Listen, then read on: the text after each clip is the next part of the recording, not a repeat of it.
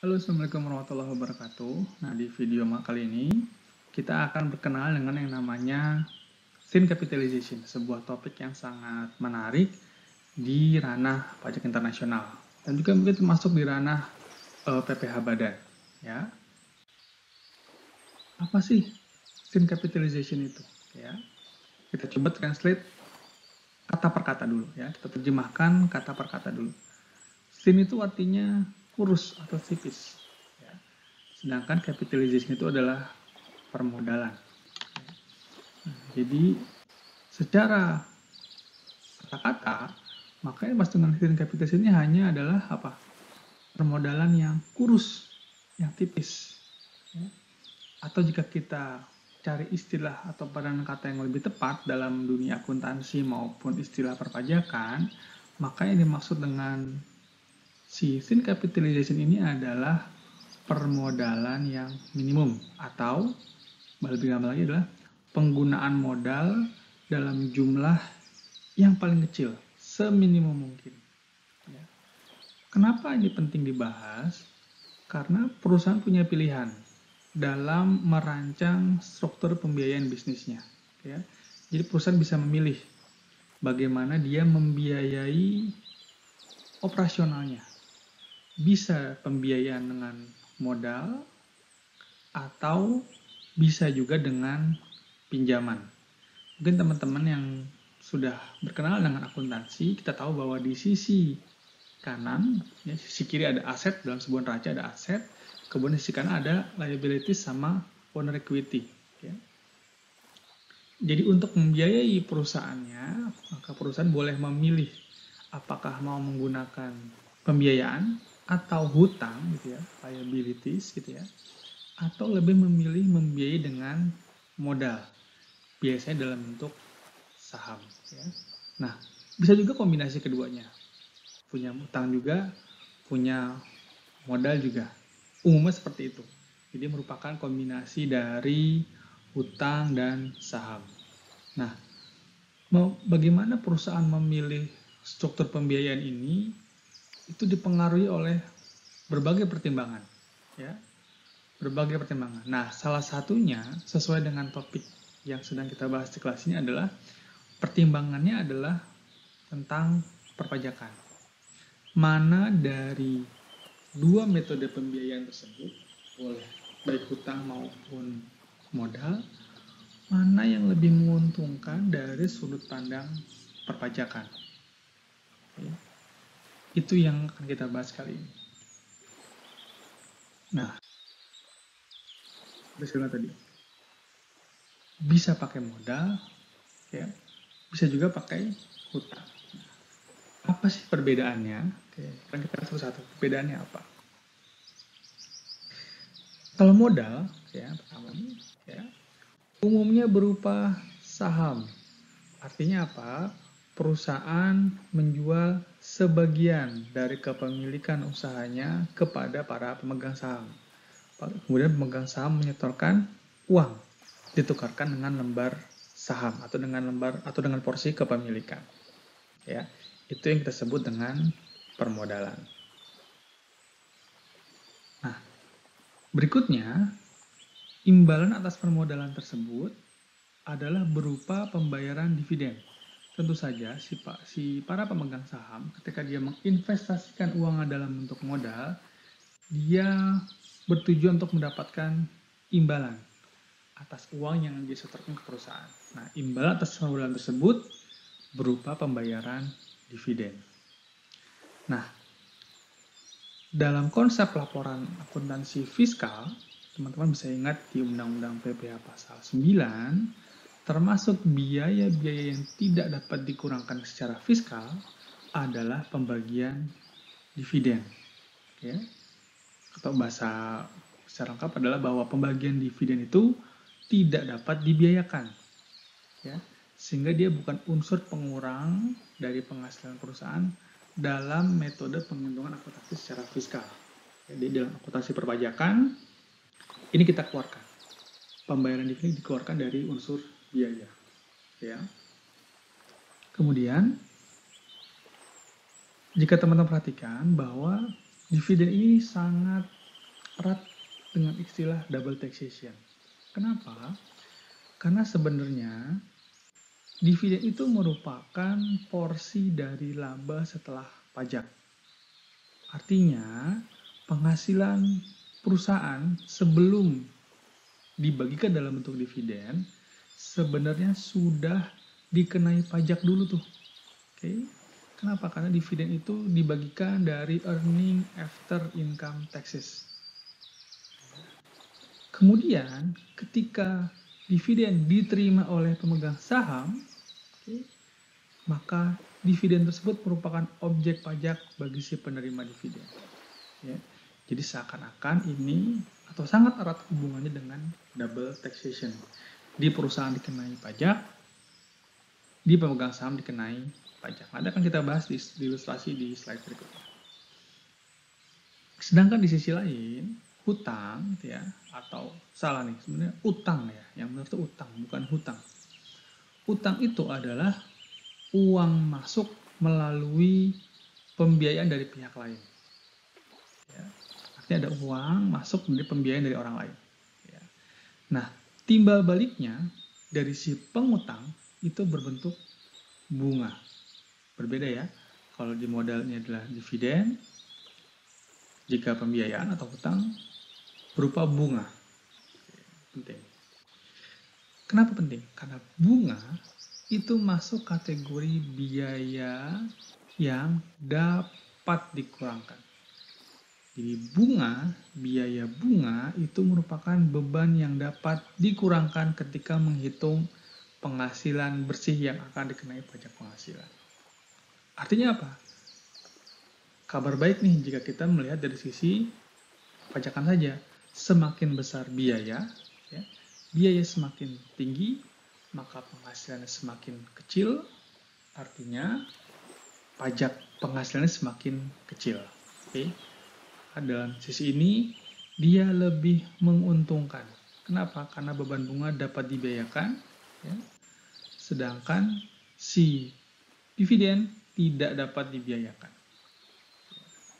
Yang terakhir, kalau tadi dividen itu dikenakan di level perusahaan, ya, dan di level pemegang saham, maka bunga hanya dikenakan pajak sekali. Ya. Kapan? Yaitu saat bunga tersebut diterima oleh pemberi pinjaman. Kenapa hanya sekali? Karena di sisi perusahaan, beban bunga tersebut dapat dikurangkan. Artinya di sisi perusahaan tidak dikenakan pajak. Dia hanya dikenakan pajak ketika si pemberi pinjaman menerima bunga tersebut. Nah, ini merupakan kesempatan bagi para perusahaan untuk memanfaatkan hal ini. Ya. Sayangnya, sering sekali pemilihan pembiayaan ini ditujukan untuk penghindaran pajak. Ya. Nah, penghindaran pajak dengan cara memilih pembiayaan antara modal dengan hutang inilah yang kita sebut dengan thin capitalization. Perusahaan lebih memilih capitalnya itu thin, kurus gitu ya, kecil. Kenapa? Karena dengan bunga, dengan pinjaman, dengan hutang, mereka lebih diuntungkan secara perpajakan. Ya, makanya untuk mencegah penghindaran pajak melalui thin capitalization ini, banyak sekali negara-negara di dunia menerapkan yang namanya TCR, Thin Capitalization Rules, ya, untuk mengatur agar ada pencegahan dari penghindaran pajak yang dilakukan dengan cara memilih metode pembiayaan bisnis. Ya. Contohnya nih, sekarang kita coba lihat untuk skema permodalan. Ya. Ada perusahaan namanya perusahaan Senior Limited ya di Paris. Dia menyetor modal senilai 10 miliar. Ya, modal yang dipakai di sini adalah modal kepada anak perusahaannya di Jakarta. Maka bagaimanakah penghitungan laba bersihnya? Ya, misalkan pada suatu tahun pajak dia berhasil membukukan penjualan dari usaha sebesar 9,6 miliar. Ya.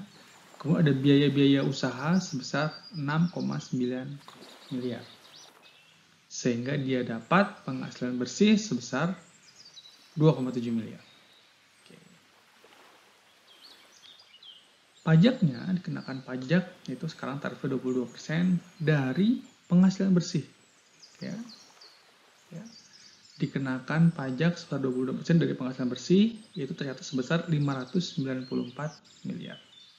Sehingga dapat laba setelah pajak, ya, yaitu 2,7 miliar dikurangi dengan 594 juta, yaitu sebesar 2,1 miliar.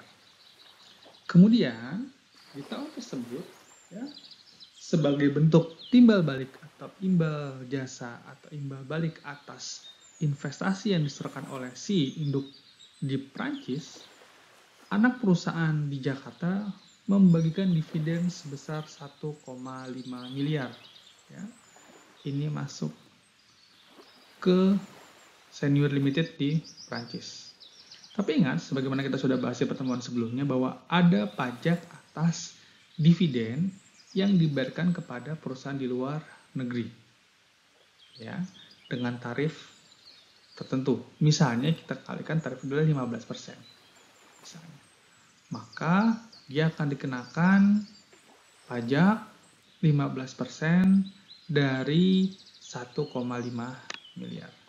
Sehingga total pajak yang dibayar oleh dua perusahaan ini, ingat dua perusahaan ini adalah sebuah perusahaan satu sebenarnya, satu kepentingan, ya. Karena si Jakarta itu adalah anak perusahaan dari pajak. Artinya mereka satu entitas yang punya kepentingan yang sama. Oke.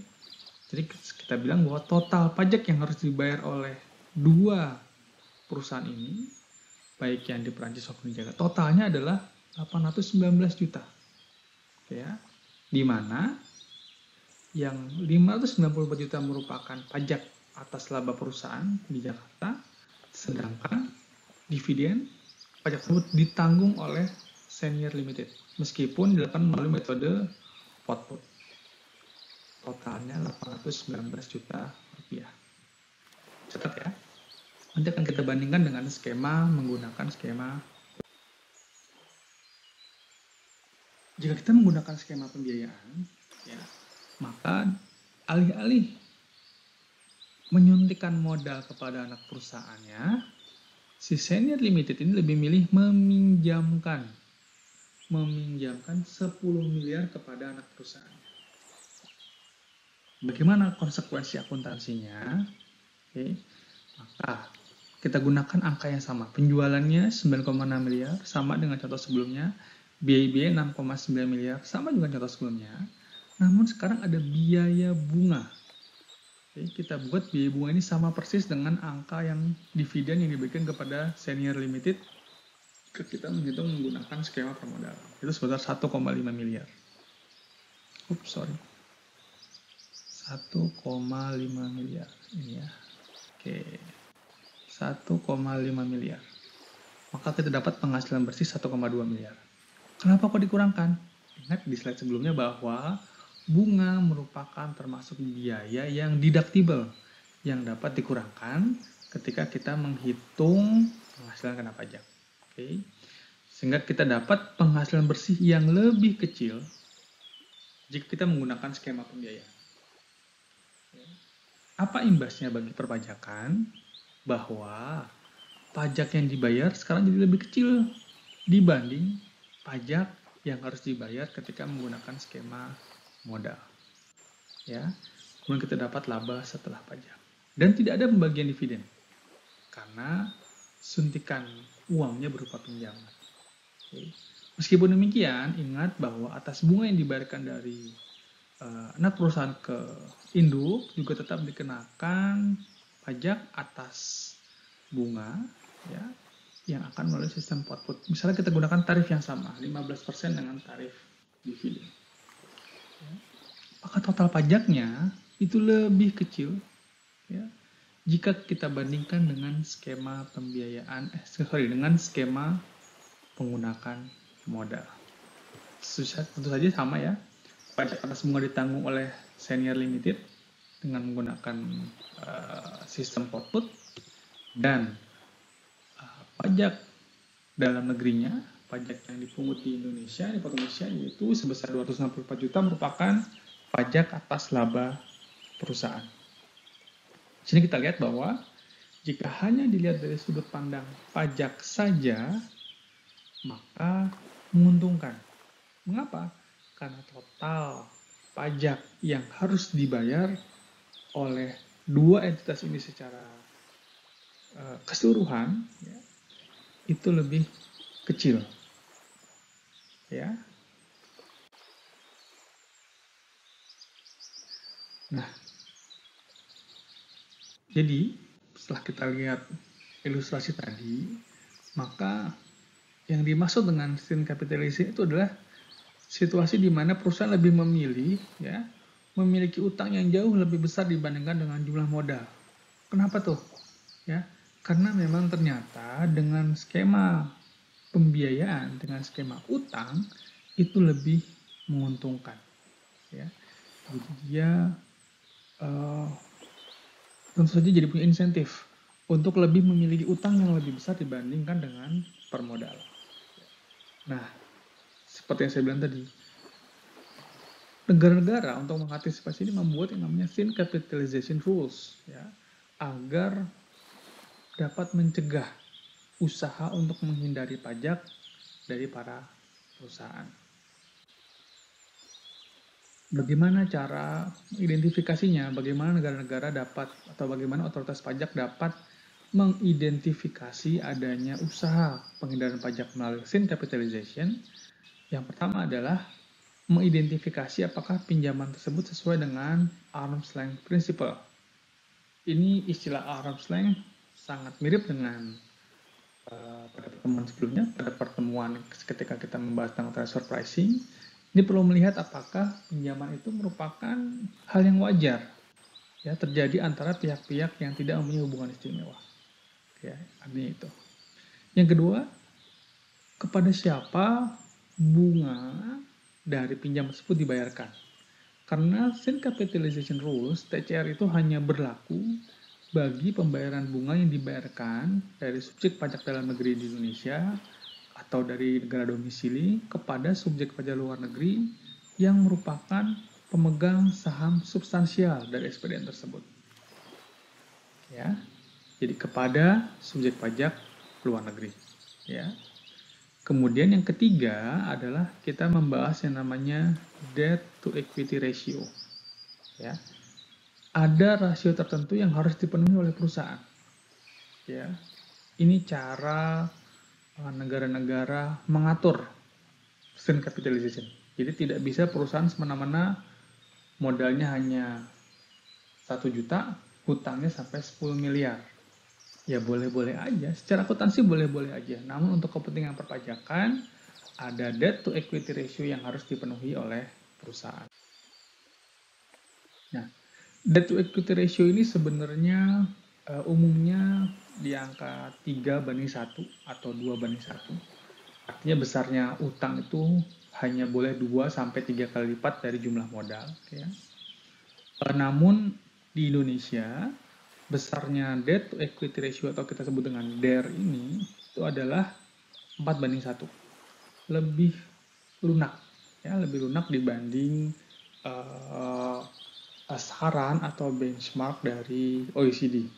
Bahkan OECD sendiri sebenarnya tidak merekomendasikan penggunaan DER sebagai tool, sebagai alat untuk mengatur atau membatasi thin capitalization. Ya, ada beberapa metode yang lebih disarankan seperti earning stripping atau earning threshold, gitu ya.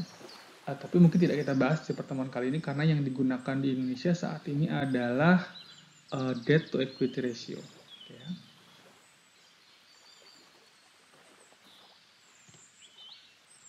Kemudian, sekarang kita lihat bagaimana penerapan debt to equity ratio dalam kepentingan perpajakan. Ya.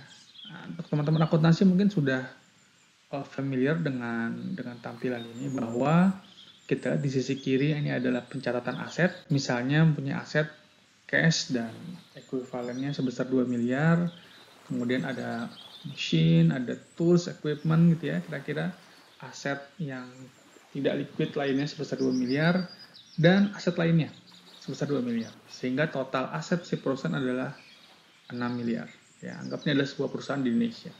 Kemudian, ya, kalau kita perhatikan bahwa hutangnya ya, yaitu sebesar 5 miliar, sedangkan saham common stock-nya hanya sebesar 1 miliar. Artinya, debt to equity ratio pada perusahaan ini adalah perusahaan di Indonesia misalnya, yaitu adalah 5:1. Debt to equity ratio-nya adalah 5:1. Oke, ini adalah tampilan di dulu di ketika saya masih kuliah istilahnya masih neraca ya, atau sekarang mungkin laporan posisi keuangan ya. Oke, saya kurang tahu istilah yang benar. Nah, di laporan laba ruginya ya, kita lihat misalnya dalam tahun pajak tertentu penghasilan usahanya 2,1 miliar, biaya usahanya 1,5 miliar, dan biaya bunganya sampai 700 juta rupiah ya, sehingga dia mencatatkan loss, kerugian pada tahun tersebut. Itu jika menggunakan laporan laba rugi komersial. Namun untuk kepentingan fiskal perlu kita catat bahwa debt to equity ratio yang diperbolehkan hanya 4:1. Apa konsekuensinya? Maka jumlah hutang yang diperbolehkan untuk menghitung beban bunga yaitu hanya 4 kali dari ini adalah jumlah modalnya. Kalau teman-teman kembali melihat di tampilan sebelumnya bahwa jumlah modalnya adalah 1 miliar, maka jumlah hutang yang diperbolehkan atau diperkenankan dalam menghitung beban bunga untuk kepentingan perpajakan hanya 4 miliar. Ya. Sehingga beban bunganya jika kita ambil average-nya, maka beban bunga yang dapat dikurangkan untuk kepentingan perpajakan adalah hanya sebesar 560 juta. Ya. Jadi hanya sebagian saja untuk memenuhi ini debt to equity ratio yang diatur di PMK tadi. Ya. Secara komersial boleh nggak diakui semuanya? Boleh, tidak masalah.